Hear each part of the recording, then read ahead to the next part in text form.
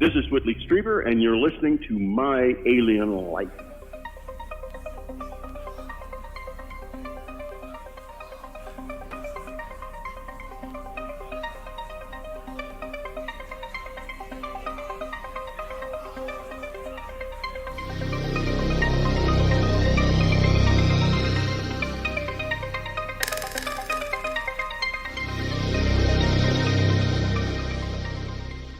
Tonight's show sounds a little bit different because I have two very serious researchers in the studio that have changed the shape of ufology.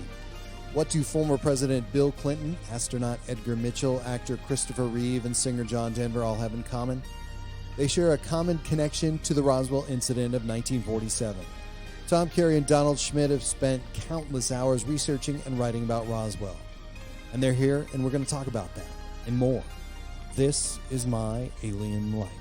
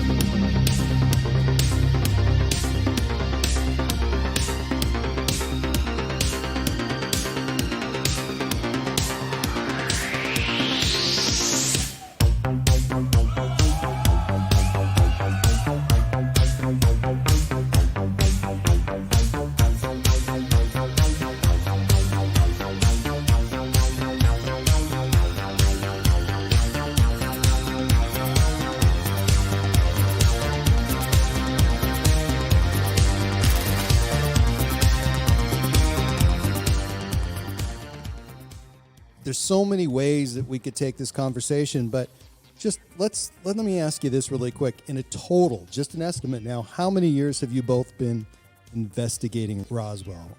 All in total, would you say? Well, I'm going to take a guess on Don's. I'm going to say Don's been 32 years and myself is 30 years. So he's the senior of the group. It's a long time. Yeah, I was barely riding a bike at that time, and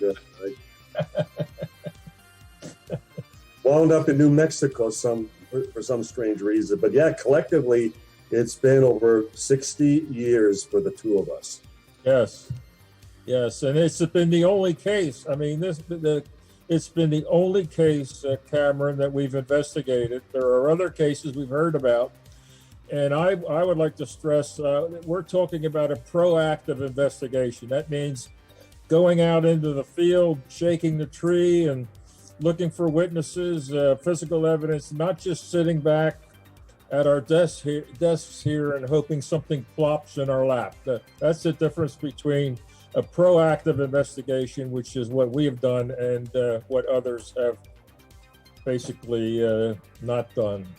You know, Tom also makes a good point, which he always emphasizes, in that we started at a time that we really didn't have the internet as a tool, that you just couldn't type in someone's name and an address would come up and their Facebook and Twitter account and everything else. We actually had to track these people down. We had suspected witnesses and people who mentioned, I remember so-and-so was in the base hospital at the time, or somebody was out in the truck out at the crash site, or somebody was at the hangar. They were guarding the crate overnight at that time. And so we had to find these people. And then most of the time they were reluctant to even speak with us. So we had to gain their confidence as well. And like, as Tom knows, there's nothing more difficult than blindly approaching someone, especially a military officer who is in possession of, top secret information, with the desire that they're going to open up and tell you everything. Well, ladies and gentlemen, unless you've ever tried it, you don't realize, what a crapshoot that is. So what was And that if- like? Let me ask you this. What was that like back then? Because what sort of reputation did both of you have, and were you equal at the time? I mean, obviously, they didn't know who you guys were, and what did that look like?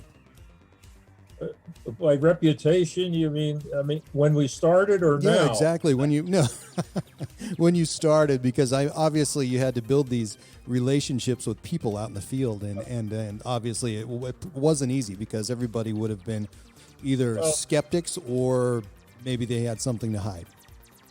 Well, for me, I had no reputation in the business, and I use that term loosely, but I had heard of Don Schmitt and Kevin Randall, who were working, reopening the case, Cameron, in 1989, somewhere along that line, because the original investigative team is of Stanton Friedman and William Moore. They wrote the 1980 book, The Roswell Incident, but that was it. There was really nothing since then except a few arcane update articles by William Moore. But Randall and Schmitt were reopening the Roswell case for the Center for UFO Studies, which I was a subscriber to their magazine.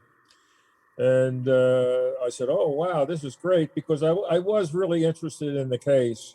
And so I contacted Kevin Randall, I think, Yes. to find out what they were doing about the archaeologists, because I wouldn't take your calls. I remember, Tom. Yes. Yeah. And that's how I got involved, looking for the archaeologists that allegedly had stumbled upon the crash. And that was in February of 1991, I made that call. Nice. So I don't know. And prior to that, let me quickly add. Sure. Both Kevin Randall and I were skeptics on the case. We thought we'd make that single weekend jaunt down to New Mexico and prove that this was a weather balloon device, as the government still maintains, or something just as prosaic. And we couldn't get back down fast enough. That was in February of '89, and we were back in April. And we were in September conducting our first archaeological dig at the debris field, based on the firsthand testimony of the rancher's family. And so things were moving at a very quick pace, because we decided at the beginning we needed to treat it as though it was the legitimate thing, lest we, get caught with our pants down, so to speak, and get blown away by it, or get discredited, get tripped up, and we wouldn't be able to catch up as far as at that same level of investigative methodology. But we also had a press conference very quickly in Chicago. We had a room full of reporters, and and Tom would then become part of that, because we decided that the best way to protect not only our own investigation, but also the witnesses who were brave enough to testify on the record, was to shine as much light on the investigation as possible. Be as public, be as transparent. I hate to use that word, but that's what they're using nowadays. But in other words, we were going to be as public as possible. In the event something should ever happen, we'd be threatened, or something, accidental would happen, it would raise more red flags than anything.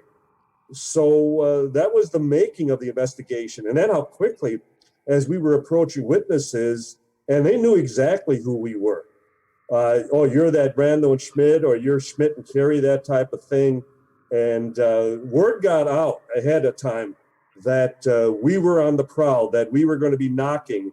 And many a time we arrived unannounced with the hope that these people would talk to us.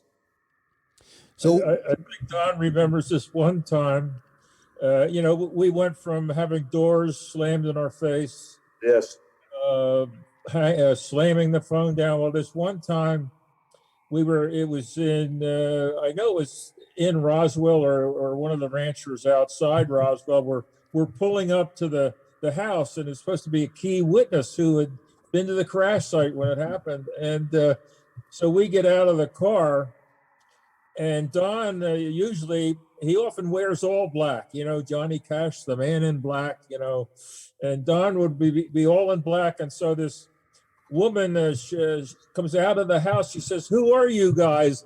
And I'm thinking, "Oh my God, she thinks we're G men because Don's in black." And I said, I think I said we're UFO investigators. I know. Nice. And I'm going, oh, geez, why did you say that?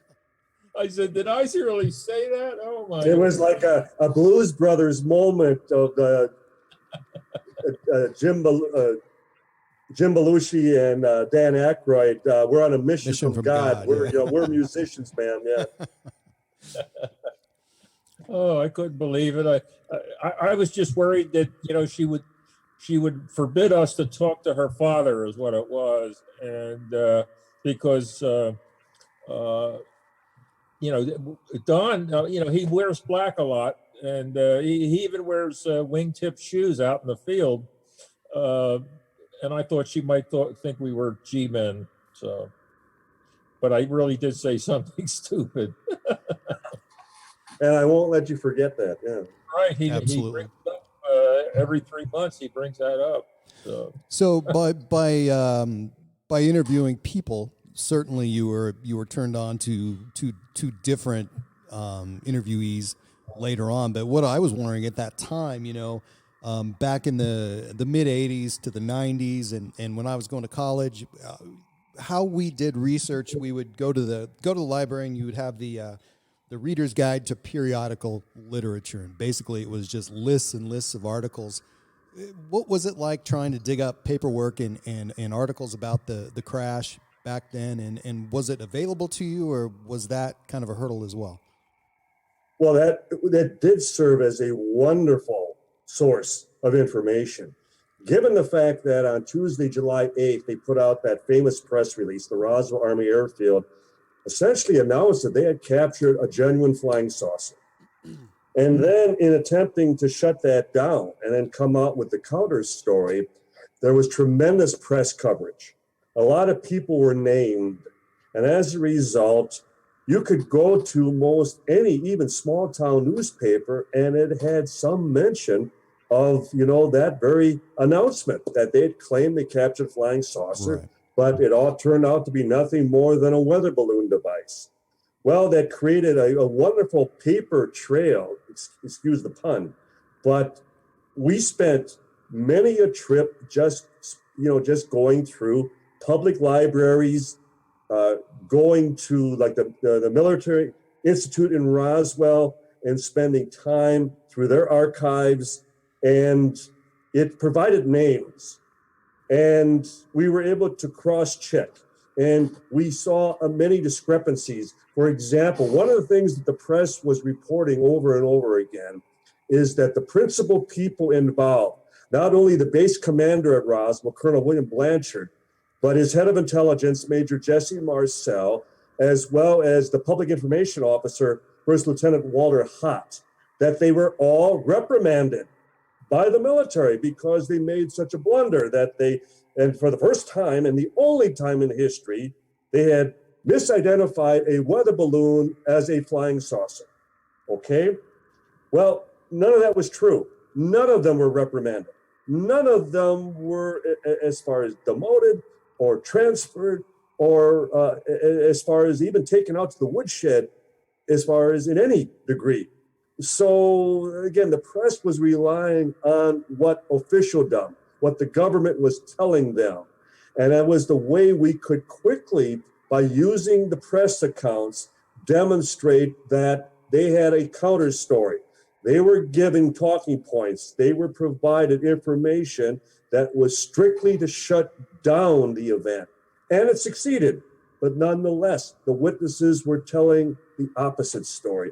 And that's what made it all the more intriguing for us, because realizing that every time we came up with a new witness, as Tom would describe, that the hairs would stand up on the back of your neck because they were describing identically what the previous witnesses were describing to us.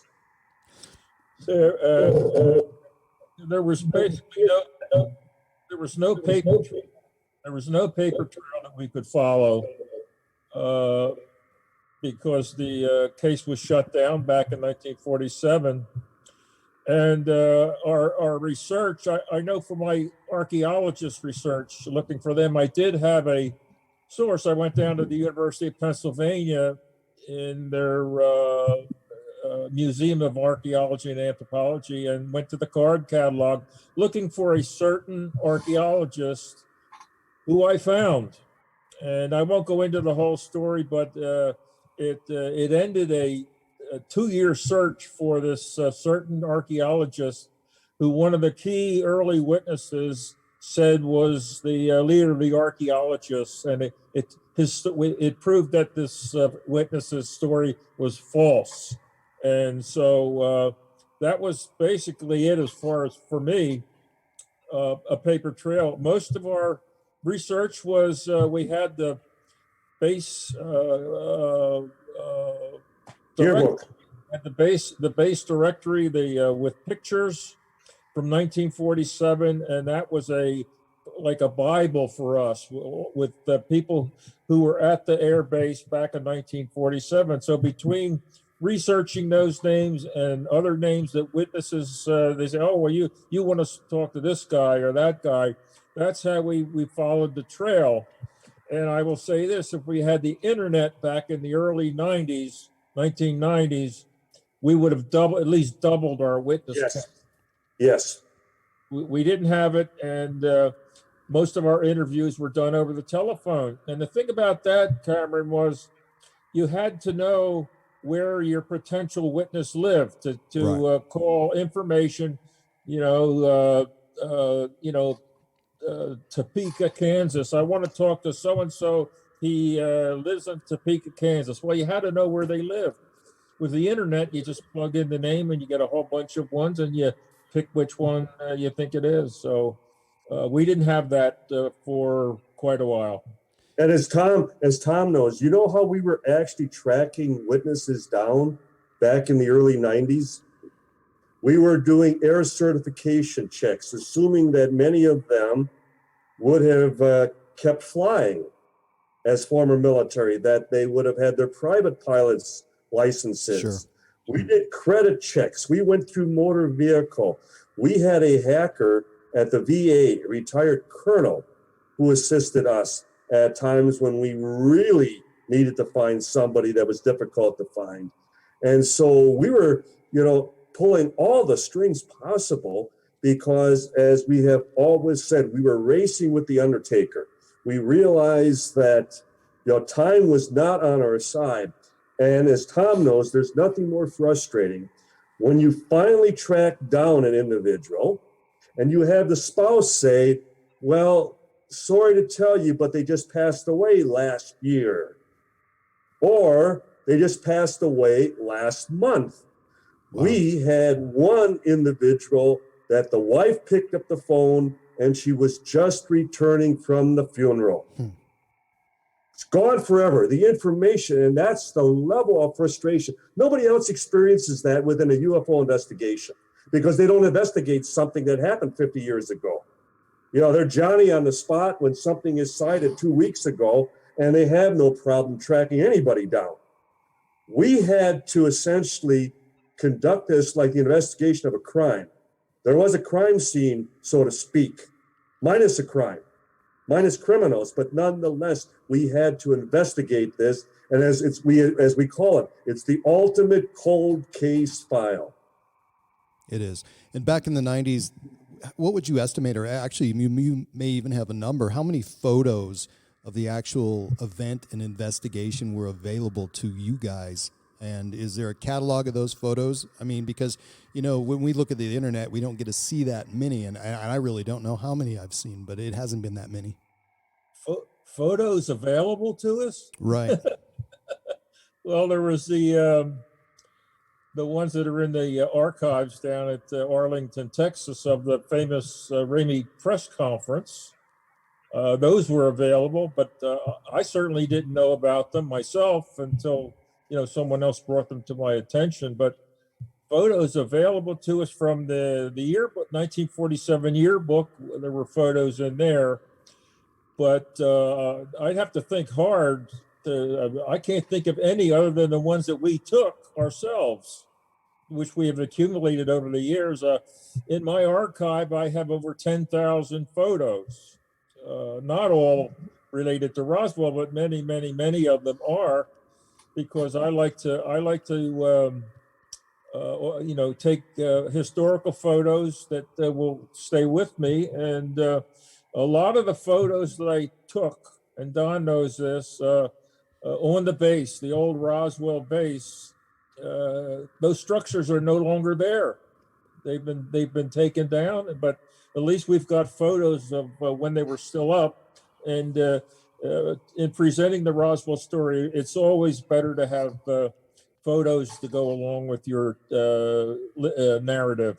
So, but as far as having photos available, maybe Don knows of a few. And we certainly know of the specific photographers that were brought in.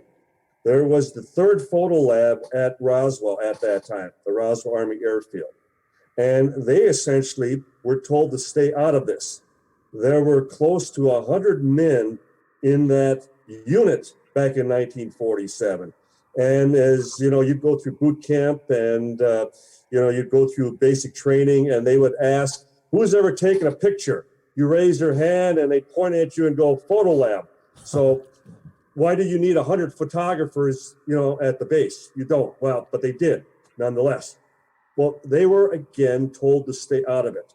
And there were photographers like Frederick Benthall who were assigned to come into Roswell. They were professional photographers working with the military, and they photographically recorded every moment, every aspect, as far as the cleanup, the retrieval, as far as the loading up, as far as the wreckage, the bodies, then the transference to the base in Roswell, and all the activity there. And so there has to be hundreds of thousands of photographs and film footage, all historically recording this event. And wouldn't we love, because as you mentioned, Cameron, I mean, there are a few little teasers on the internet, but unfortunately, all have been hoaxes, all have been fake. And Tom and I are no stranger as far as the photographic hoaxes through the years, because we have to investigate everything with the chance that maybe that one time, we finally, will get a whistleblower, we'll get somebody as far as with either a photograph or a remnant from the actual crash. Any idea if there is I'm assuming there is and a lot of actual documentation and photography and as well as film. Where would that be? I'm sorry? If there was actual footage if there's actual film that the Army took at the time when they were doing their investigation, as well as photographs, where do you think that would be? I mean, obviously it would be stored somewhere. What's your estimate? Well, we know that one group of photographers that came out to the base, they were from Washington. I think it was from, it was from a naval air station in Washington. I forget the name of it. The photos, as Don said, no doubt they still exist. Perhaps the information I get is Bowling Air Force Base in Washington, Anacostia Naval Air. That was the name I was trying to think. That's it, Tom. You got it. Yeah, Anacostia Naval Air Station was where the one team was from. And of course, we have new information as to where the wreckage is, but that doesn't guarantee that the photographs are there. But the information I have is it's either Anacostia or Bowling Air Force Base or Langley even. So those are. And also keeping in mind that the military at that time had Lookout Mountain in Los Angeles, where all classified film and photographs, like the first detonation of the atomic bomb at Trinity Site in New Mexico, all that film footage originally went to Lookout Mountain in Los Angeles.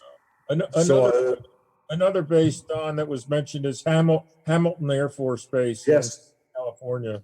Yes.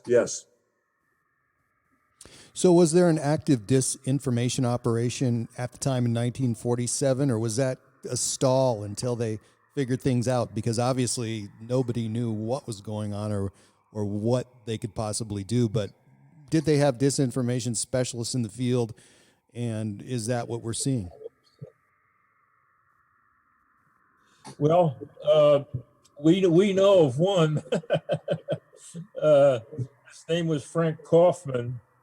He was from Brooklyn, New York.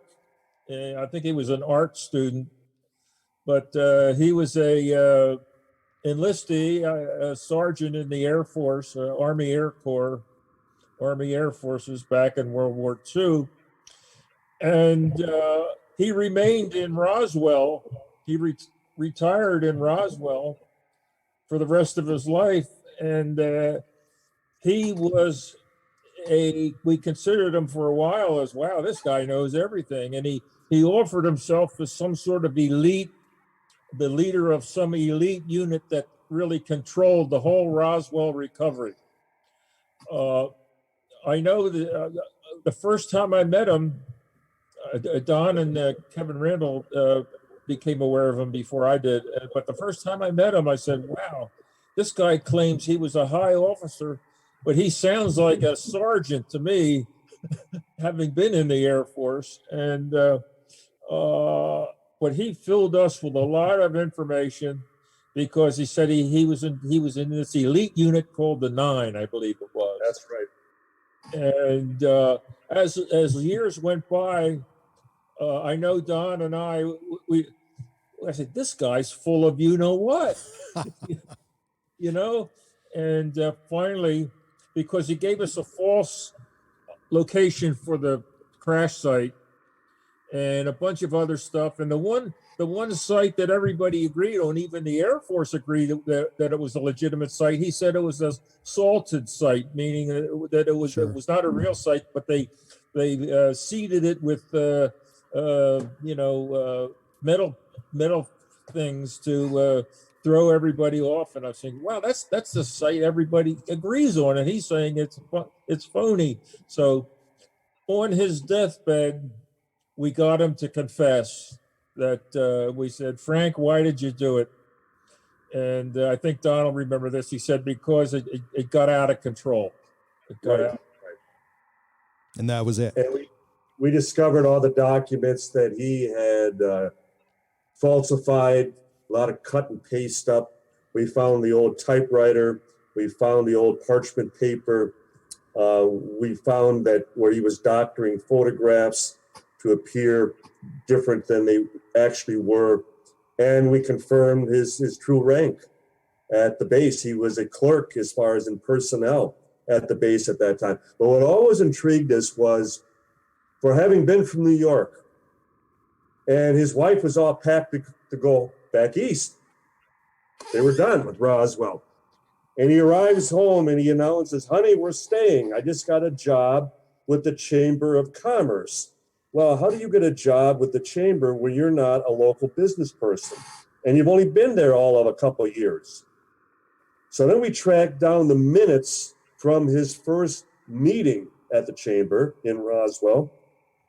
And we discovered that as they introduced him, they announced that unlike all other members of the Chamber, Mr. Kaufman was going to be paid by an outside source. And so there too, we often refer to him as the storekeeper, as though he was kept back to monitor, to watch, to latch on to anybody who starts nosing around. And you don't shut down, but you distract, you divert. And he was a master at that. So he wasn't a rogue official. He was actually acting in some sort of official capacity when he offered up all that bad information. Well, there was a captain by the name of Henderson that we always questioned. And then when he was dying, his grandson, Rick, managed to save a phone number. And it came up as a Captain Henderson. So my God, he was calling. He was checking up on good old Frank Kaufman. And then when we traced the phone number, it was an empty office building in Houston. Okay, that didn't surprise us. But a few weeks would pass. Now, mind you, this was just 2 weeks before he died. And his wife, Juanita, as well as the grandson, Rick, described to us that a limo pulls up in front of the house and an officer gets out, doesn't knock, doesn't ring the doorbell, and he walks right in, doesn't say a word, and he walks down the hallway and he knows exactly which door to enter, where Frank has now been confined to his bed. And he spends about a half an hour, and then he comes out, and then he comes into the front room and he sits down in Frank's recliner. And he just sits there for a moment with a very, very smug look on his face, not saying a word, then gets up and exit. He leaves. They watch as he gets back into the limo and they drive off. Was that the Captain Henderson?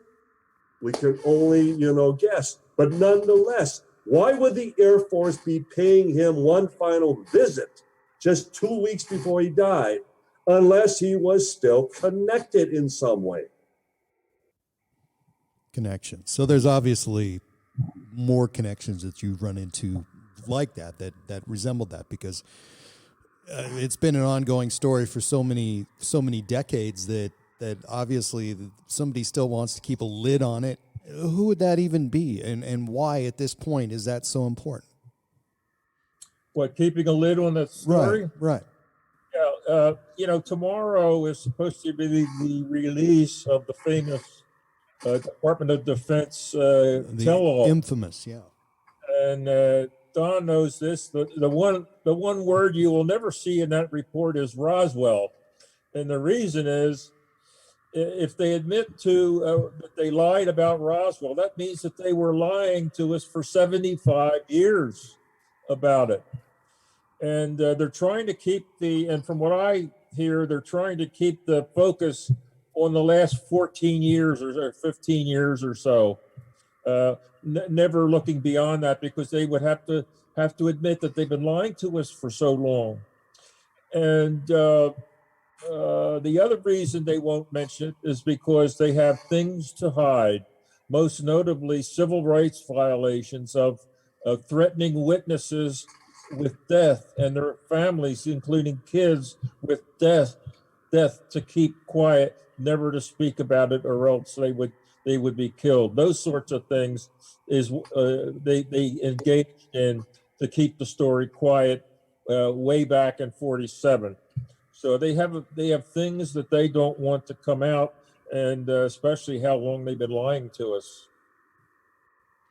Well, and obviously there's probably, I wouldn't even know, but do you think there's an expert in the military, a Roswell expert still, or has it kind of been swept under the rug or locked behind a steel door, and it's just that's where it's going to stay? I mean, do they even deal with it in any capacity now?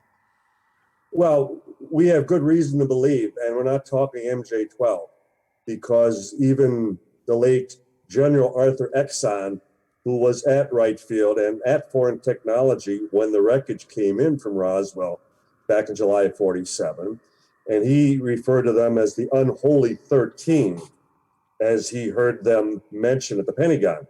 So in other words, there would have been the establishment, the creation of an oversight committee, something that would supersede the government to the extent that their assignment, their job was to not only determine the who, where, and why of the phenomenon, but the efforts of reverse engineering the technology, the control and the access of the information, and the determination of whether society was ready and at any time would be able to handle the truth. So this would, even supersede the office of the president, because it would go from administration to administration. So we accept that there still would be this group of individuals who essentially are in control of the truth. of the entire situation regarding UFOs and most specifically Roswell. Now, we know that even the presidents aren't briefed on Roswell per se, or very cursory, but to suggest that you did, Cameron, and that is quite true. Does anyone today at the Pentagon, is there a Department of Roswell? Is someone assigned to monitor the Roswell investigation?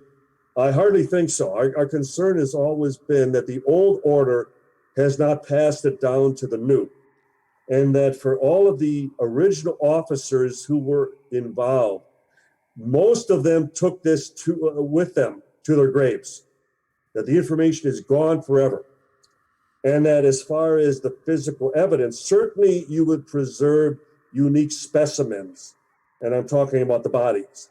But as to the wreckage, if you cannot find the on button, if you cannot reverse engineer the technology, all you can do is bury it. All you can do is crate it up and hide it from prying eyes, especially those of our enemies, of our adversaries.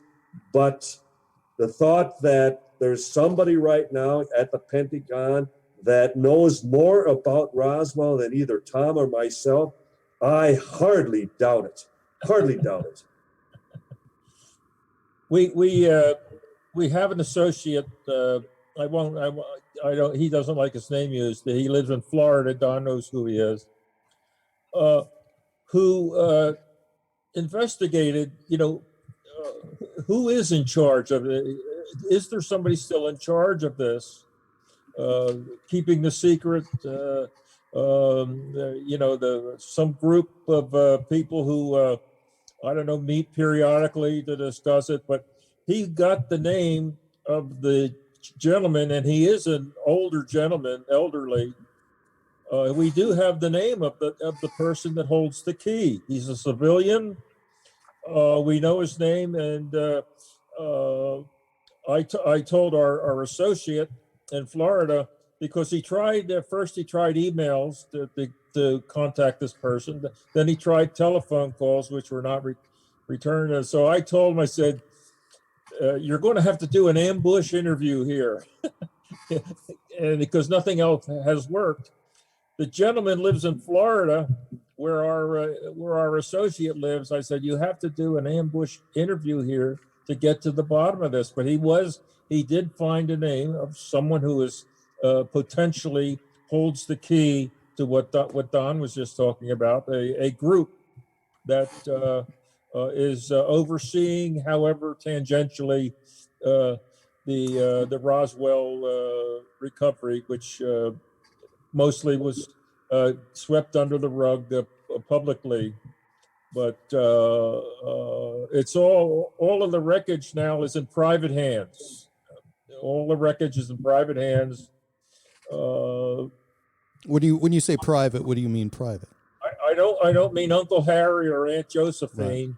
Right. I mean companies that do a lot of business with the government, like Lockheed Martin, the Rand Corporation, Bigelow Aerospace, Battelle Memorial Institute in Columbus, Ohio. Companies like that, which basically, they live on government contracts, but they are private companies that do not have to respond to FOIA requests, where if it's all in government hands, then they would have to respond to FOIA requests.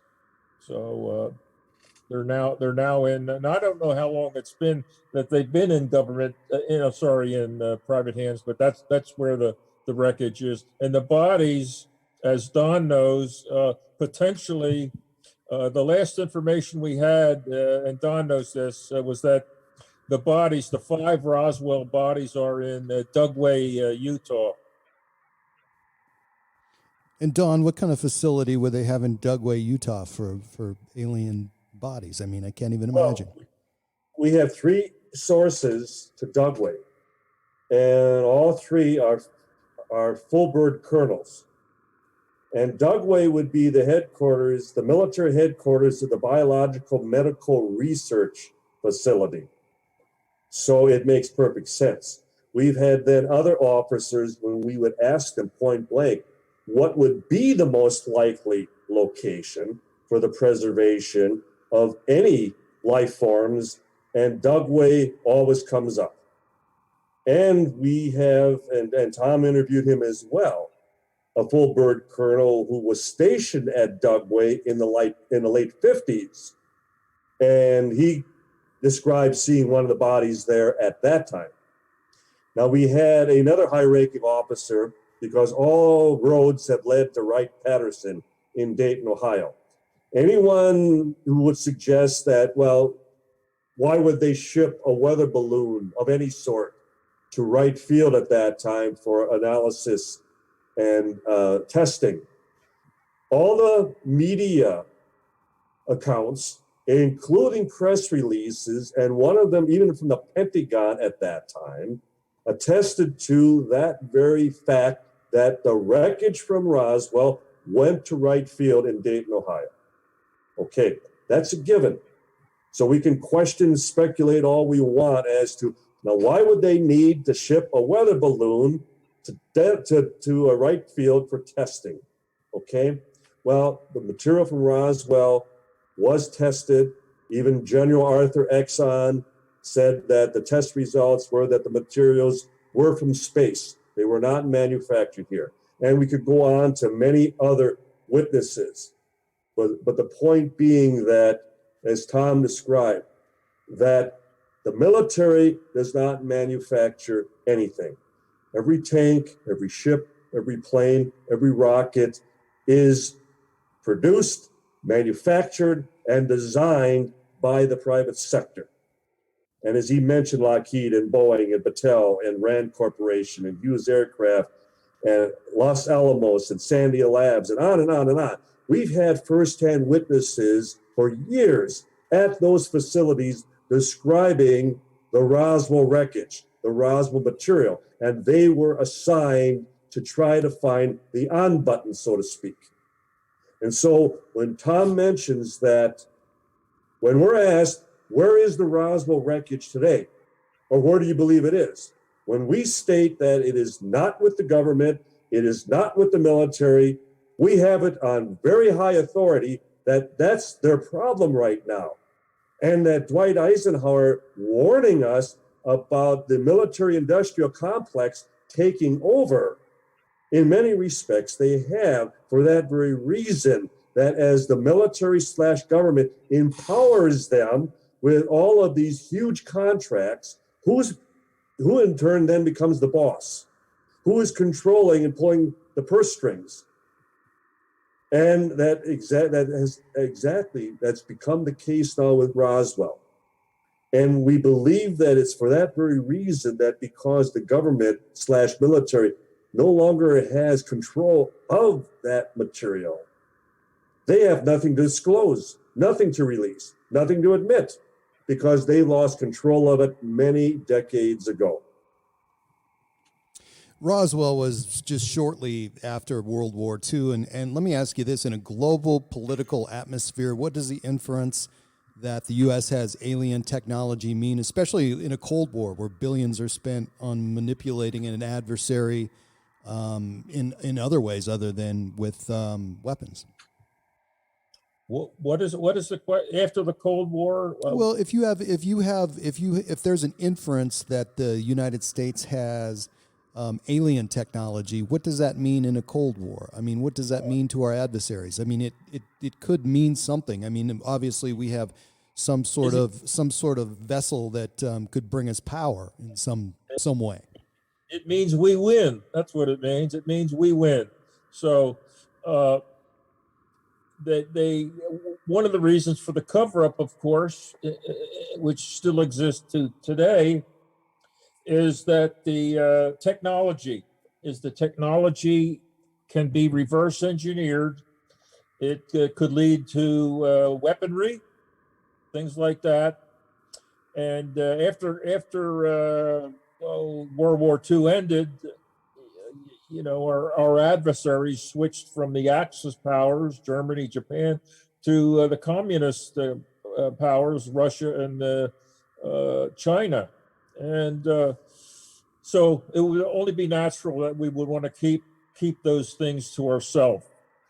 And as far as I know, the Joseph Stalin, the Russian premier, did, when he heard about the Roswell crash, he did assign one or more sub rosa investigators to find out whether, what was it all about? Is it a secret weapon that the U.S. has been developing? Like at the time, we were testing the Bell X-1 rocket plane Right. that Chuck Yeager broke the sound barrier with, I believe, in October of 1947. And was it a new fighter aircraft, the F-86 Sabre, something like that? So he wanted to find out exactly what had crashed, because he knew it was nothing that he had. And I think Don can correct me on this, I think the report back to Stalin was that, yes, if something crashed, but it wasn't made by the United States, and it was no threat to the Soviet Union. Something that's Don. I don't know if it was any more specific than that. That's pretty much it, Tom. And the report was written for the Pravda newspaper. It came out in 1988. And these investigators reported back to Stalin, and as Tom mentioned, that it was not of American design. It did not appear to be an immediate threat, but they recommended a top-level investigation by the Academy of Science. And they were to report back to Stalin by the end of 1947, by the end of that year. And then it mentioned all the scientists who were assigned to look into the matter. Wouldn't we love to see that report? So did the Soviet Union at the time have a counter story? Did they come up with a big UFO discovery of their own to try to match us, or what did they do? No, I don't think they had it at the time, no, but I know later on another author tried to implicate Joseph Stalin and Mengele, the Nazi angel of death, in some sort of surreptitious investigation of the case. But that was just a fiction of somebody's imagination. But at the time, I'm trying to think of any other UFO crashes. I can't recall any. And Roswell, it went out of, it was swept out. It was a 2-week story, and that was it. And so crashed UFOs, actually, even in the United States, was not a subject that Donald E. Kehoe, who became the progenitor of the UFO situation, trying to get government hearings, crash stories and stories of biological entities were a bridge too far for him. So those sorts of stories basically disappeared until I guess the Roswell Incident book, 1980. So, Tom, I wanted to ask you this question because we spoke a little bit about this before. My background in education is archaeology, and were you able to see reports of detailed excavations from 1947? And if so, what were your impressions of that? Excavations of archaeological excavations of Roswell. Oh, no, the only archaeological expeditions are ones that we conducted. Back in 47, I surveyed all of the literature, and if you're an archaeologist, there's journals called Antiquity and American Antiquity and things like that. Right. So I scoured those to find out what archaeological teams were in New Mexico in 1947 in the summer. And there were basically 3 or 4, one from the University of Chicago, one from Harvard, another one, and there's always something going on up at Chaco Canyon, up northwestern quadrant of New Mexico. So I did interview as many people who were in those 1947 expeditions and a few of them did recall hearing something about a crash further south in New Mexico. And I believe two of them were actually at the crash site, and they were both from the University of Pennsylvania, because I interviewed the wife. The wife had passed away, and her husband. So I'm interviewing him. He lived in Philadelphia. And as soon as I mentioned Roswell, he slammed the phone down. He slammed the phone down on me. So there were no expeditions or excavations. That's the word. That's the word I was looking for. Excavations of the site until I believe Don Schmitt was part of a 1989 crew from the Center for UFO Studies. But the big one was in 2002 that was funded by the Sci-Fi Channel. And that was a big excavation of the debris field site.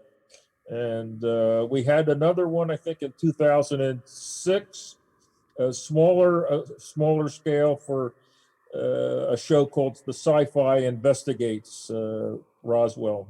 So those are the only ones that I'm aware of. You both spent countless hours studying Roswell and have written extensively about it. But in 2007, the Department of Defense, they established a $22 million program championed by Harry Reid, which you guys know as the Advanced Aerospace Threat Identification Program. Any idea how the government spends money when they do research on UFOs? Does it look a lot different from what you guys are doing? Or do we even know? That's a lot of money. Is Don Schmitt there, or what do you think, Don? Much of it is in black operations, black ops. So there's no accountability. That's where you have a $100 hammer, toilet seat, that type of thing. One of the things that was a curiosity, that even at the time of the recovery operation in Roswell, there were officers that acknowledged that there were expenses that were required for the recovery operation. And they were listed in training exercises and in troop movements as far as flight and bombing, test operations, that type of thing. So they were, they were fudging the numbers. So it demonstrated that they could conduct something of that nature. And just by shifting the numbers, as long as the bottom ledger would add up, they could get away with having to demonstrate any accountability. And so we know that has been the case with UFO investigations for many years. You even consider that Project Blue Book, the most famous and the oldest of all the investigations, was a skeleton investigation. You had a director, you had two investigators, and a couple secretaries. And if we're to believe that was the extent of the investigation that the Air Force was conducting at that time, no. In fact, even the former base commander at Wright-Patterson, General Arthur Exon, described that the true investigation was a bunch of officers who would come in on a commercial flight in civvies, and they would change to their uniforms, and while the Blue Book team would fly off in a single engine plane in one direction, they would fly off in a large jet to conduct the actual investigation of the more hardcore cases. So they were already creating a smokescreen. They were already covering up the true investigation. Many years that they were doing this, so we can only imagine where Blue Book was disbanded in '69, and the very thought that they didn't reestablish an investigation in 2004. No, we're sure that they were still behind the scenes conducting investigations as demonstrated by the FBI, by the CIA. In fact, when there was a release of documents in the late 70s through a lawsuit by Citizens Against UFO Secrecy, which was headed by attorney Peter Gersten of New York. And both the FBI and the CIA released documents of investigations 10 years beyond Project Blue Book. So they were still investigating the phenomenon. They were not reporting it as UFO investigations, but nonetheless, money was allocated for such actions. So 2004 is just what they are publicly acknowledging. The fact that they have long investigated the phenomenon behind the scenes is, again, a case of, public disclosure. The fact that Blue Book shut down in 1969 didn't mean that the UFOs said, "Oh, well, they're not investigating us anymore. Let's all go home to our own planet." That didn't happen, because the sightings never stopped. I mean, they still haven't stopped. And like Don says, the Air Force had to respond in some way, certainly without telling us. And I think the ATIP, Advanced Aerospace Threat Identification Program, or something like that. That's the one that Luis Elizondo headed up from 2007 to 2012 when he left it. And but we never knew that was going on until later, when Elizondo went public with that video in 2017. I never knew of any official program to investigate UFOs, which is what they were doing. They always couch it in language like, "Oh no, we're looking at any potential threat. It could be a hummingbird," but that's what they couch it in. But they were looking for UFOs. I once made a comment to someone. Well, it was William Poulin, who is probably another prolific Roswell researcher, and basically said that there would never be another book about Roswell worth reading. But I also stated that I didn't think that you two guys would get together and write a new book, and that one I would read, and I'm reading it now. So one thing I found interesting is the fact that you have narratives from people who have something to say about Roswell, and one of those, back, I don't even remember when it was, but I did hear, and I think it was on either The Tonight Show, Jimmy Kimmel, or whatever, it was Bill Clinton talking about Roswell, and if he was briefed on that. And I think, is that one of the stories in your book? Correct. And in fact, Clinton has made numerous statements about Roswell, including the one in Dublin, Ireland, when he recounted a letter he had received from a young boy asking specifically about Roswell. And President Clinton would make the comment, "The Air Force tells me it was a weather balloon. I don't know what it was. I wish they would tell me." So he was pleading ignorance. But the most obvious was the last time, as you mentioned, that he was on the Jimmy Kimmel show, and where they were at first, having a good time and they were socializing. And the moment Kimmel brought up UFOs, and specifically Roswell, and the entire discussion then became very tense, very serious. President Clinton was tensing his neck muscles. He was digging his fingers into the armrest of the chair. You could see he was very uncomfortable talking about this. And then he went on to describe that his biggest regret was that he had 8 years in the Oval Office and he could not get the truth about Roswell. So for all the efforts, all the attempts, but keeping in mind that the Air Force is presently up to 4 explanations regarding this one event. 4. And I always joke that husbands should try that with their wives some night when they get home too late. And still, at the last press conference, the Pentagon spokesperson was asked, well, what if the public don't accept this most recent one, the anthropomorphic wooden crash dummy nonsense? To which he responded, well, then I guess we'll be back in another few years offering another one. So that's all it was to them, stalling for time, running out the clock.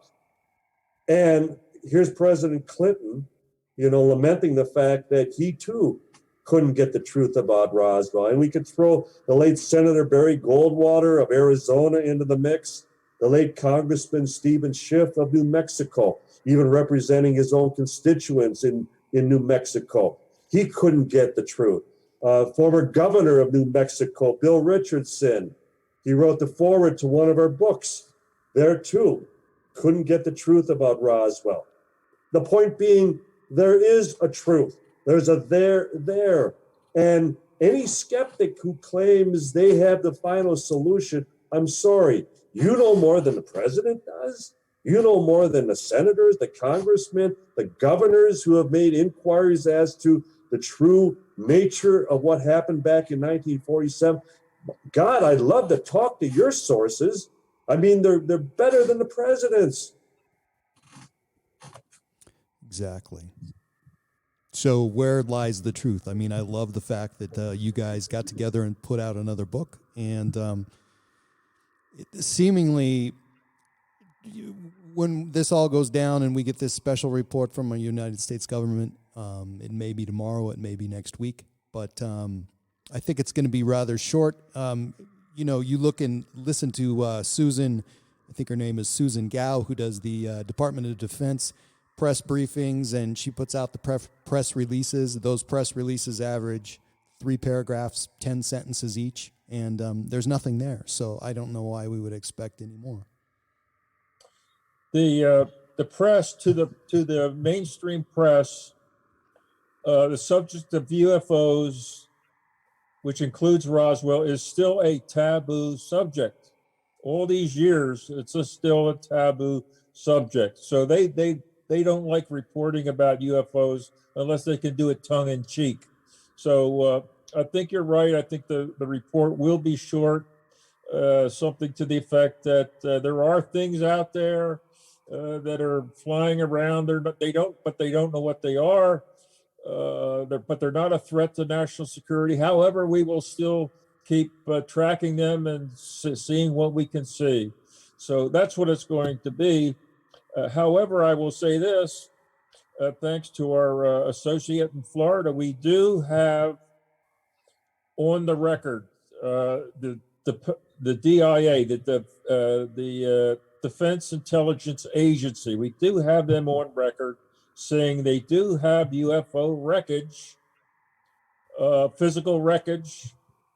They say it's been kept in Bigelow Aerospace in Nevada, and they even told our associate what tests they've been doing on the wreckage, and way more than what our associate thought he would get back. It was in response to a FOIA request asking specific information about the UFO wreckage.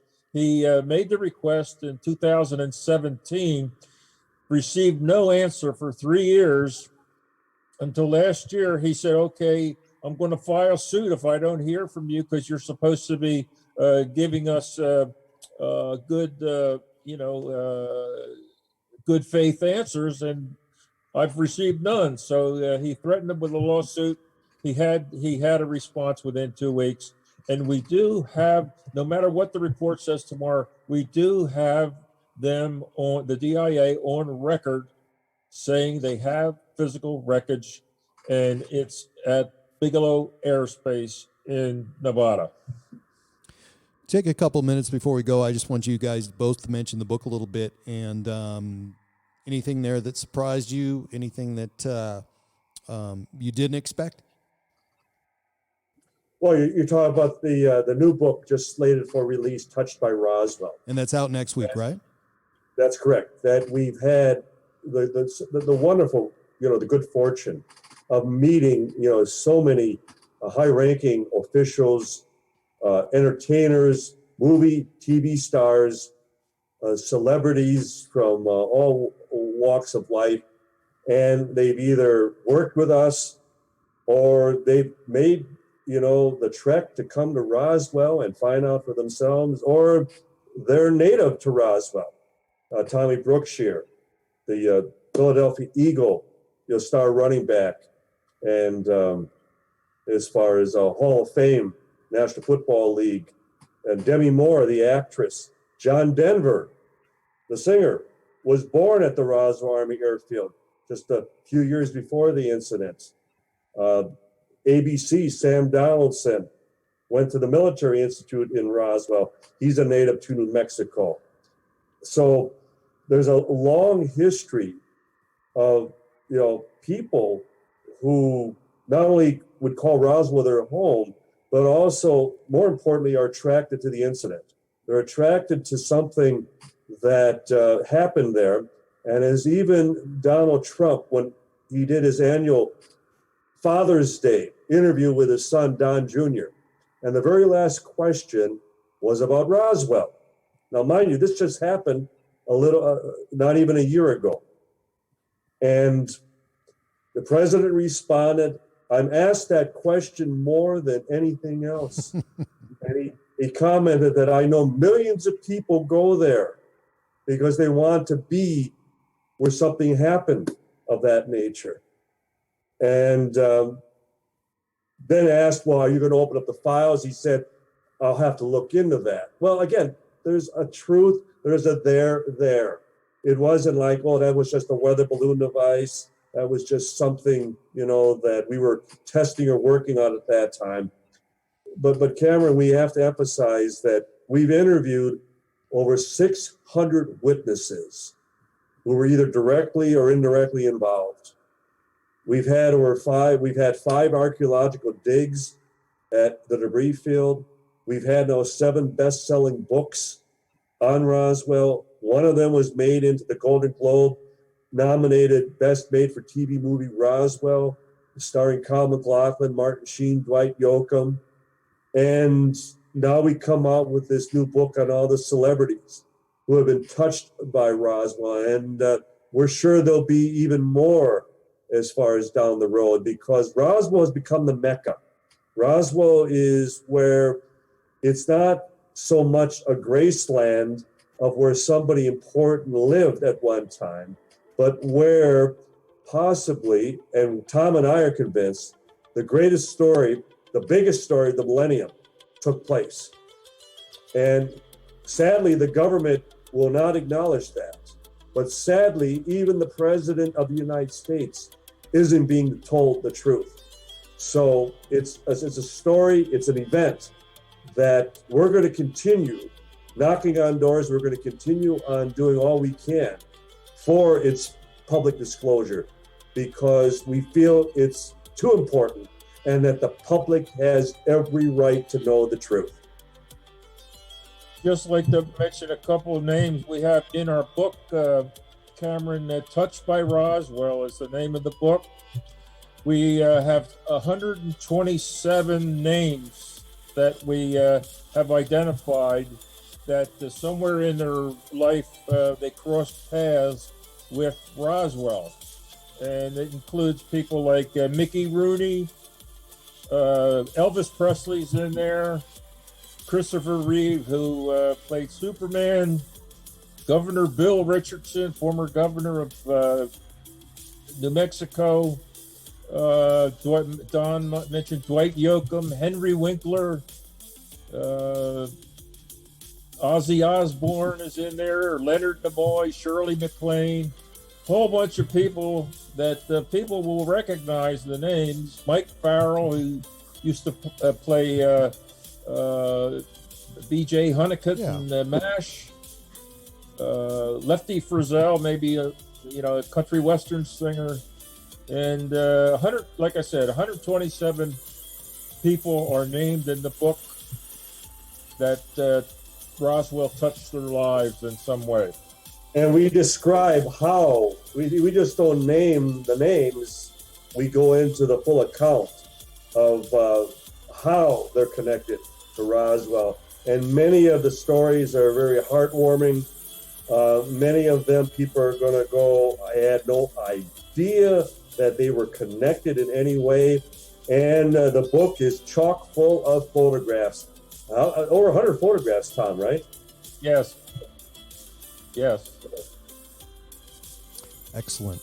And fortunately, I've been able to be touched by Roswell, which I just started the book last night, and it's amazing. It's available on Amazon next week. And I'd like to thank my guests tonight, Tom Carey and Donald R. Schmitt. Thank you so much. Thank you for having us, Cameron. Thank you very much.